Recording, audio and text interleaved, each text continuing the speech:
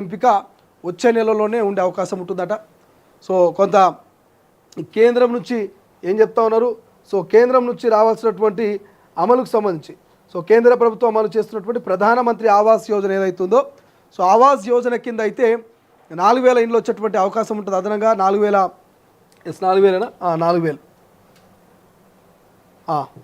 దాదాపు 4000 కోట్ల వరకు ఒకవేళ కేంద్రం ఆధ్వర్యంలో వస్తున్నటువంటి ఆవాస్ యోజన కనుక వస్తే సో పిఎంవై వస్తే కనుక పిఎంఏవై వస్తే దాదాపుగా 4000 కోట్ల వరకు రాష్ట్రానికి వచ్చే అవకాశం ఉందట.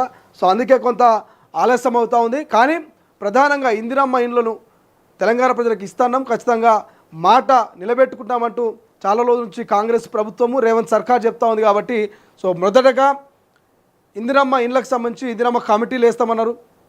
సో ఇందిరమ్మ కమిటీలు వేసి ఎవరైతే నిరుపేద కుటుంబాలు ఉంటారో, ఎవరైతే అత్యవసరం ఉంటుందో వాళ్ళకు మాత్రమే, జాగున్నోళ్ళకు మాత్రమే మొదటి ప్రిఫరెన్స్ కింద ఇందిరమ్మ ఇండ్ల నిర్మాణానికి లబ్ధిదారులుగా ఎంపిక చేస్తామన్నారు.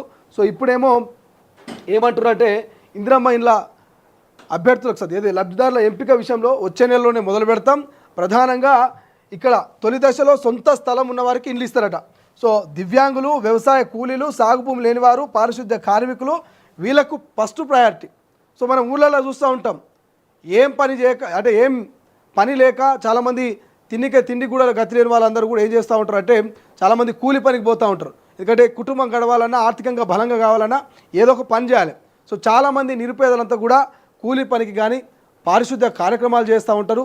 ఇంకొంతమంది వికలాంగులు, వాళ్ళు బయటకు పోయి పని చేసుకోలేరు, ఎందుకంటే వాళ్ళకు అంగవైకల్యం ఉంటుంది, వాళ్ళకు కనీసం ఏదైనా పని చేసుకోవాలన్నా కూడా ఇబ్బంది అవుతుంది. సో హ్యాండిక్యాప్స్ ఉంటారు కాబట్టి సో అటువంటి వారికి మొదటి ప్రాధాన్యత కింద ఎవరికైతే స్థలం ఉంటుందో స్థలం ఉండేటోళ్ళకే ఇక వాళ్ళకు ఇల్లు ఇచ్చేటువంటి అవకాశం ఉంది. ఇప్పటికే ఇందిరమ్మ ఇండ్లకు సంబంధించి లబ్ధిదారుల ఎంపికకు వచ్చే నెల ప్రక్రియ మొదలు పెడతాం. కాబట్టి సో ఒక యాప్ను డిజైన్ చేస్తాం.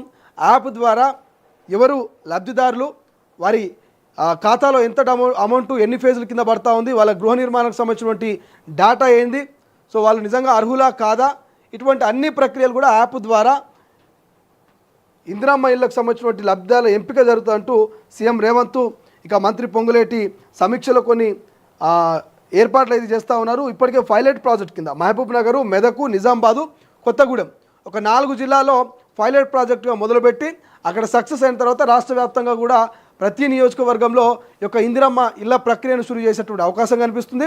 మొదటగా ఈ 4 జిల్లాలో మాత్రము ఈ పైలట్ ప్రాజెక్ట్ కింద సో విధి విధానాలు రూపొందించి అర్హులను ఎంపిక చేసి ఇటు దివ్యాంగుల, ఆదివాసుల, పారిశుద్ధ్య కార్మికుల, లేకపోతే రైతు కూలీల అనేటువంటిది ఒక ఐడెంటిఫై చేసి నిజంగా ఒక గ్రామంలో నిలువ నీడ లేకుండా నిరుపేద అయి ఉండి జాగా ఉండి ఇల్లు కట్టుకోనికి సిద్ధంగా ఉన్నటువంటి వారిని ఎంపిక చేసి వారికి 5 లక్షల రూపాయలు వారి ఖాతాలో ఫేజుల వారిగా వేసేందుకైతే రేవంత్ సర్కార్ డిసైడ్ అయినట్టు తెలుస్తుంది. సో వాళ్ళ అర్హులు ఎవరంటే దివ్యాంగులు, వ్యవసాయ కూలీలు, సాగు భూమి లేని వారు, పారిశుద్ధ్య కార్మికులు, వీళ్ళందరికీ అర్హులుగా ఫస్ట్ ప్రయారిటీ ఇస్తూ తదుపరి ప్రయారిటీ మిగతా వాళ్ళకి ఇచ్చేందుకైతే సర్వం సిద్ధం చేస్తున్నట్టుగా తెలుస్తోంది. ఇంకేం కనిపిస్తుంది మనకు కొత్తగా? ఇక ఏం లేదు, బీఆర్ఎస్ దీక్ష